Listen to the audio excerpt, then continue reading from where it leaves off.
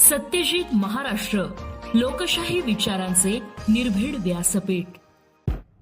स्पंदन भल्या भल्यांची धडधड वाढवणार कोतकरांचा नव्याने राजकीय श्रीगणेशा.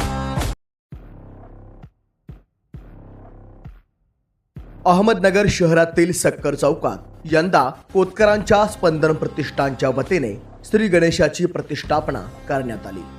मागील 10 वर्षांपासून खंड पडलेला गणेश उत्सव कोतकरांनी पुन्हा एकदा सुरू केलाय. आगामी विधानसभा निवडणुकीसाठी नगरचे माजी महापौर संदीप कोतकर यांच्या नावाची चर्चा आहे. मागील 10 ते 12 वर्षांपासून राजकीय विजनवासात गेलेल्या कोतकर कुटुंबाने या गणेश उत्सवाच्या निमित्ताने नव्याने राजकीय श्रीगणेशा केला असल्याचे पाहायला मिळत आहे. आगामी विधानसभा निवडणुकीसह महानगरपालिका निवडणुकीसाठी कोतकर कुटुंबियांची राजकीय भूमिका महत्त्वपूर्ण ठरणार आहे. मात्र सध्या तरी स्पंदन प्रतिष्ठानच्या या गणेश उत्सवामुळे अनेकांची धडधड वाढली आहे. Bureau report, Satyajit Maharashtra, Ahmednagar.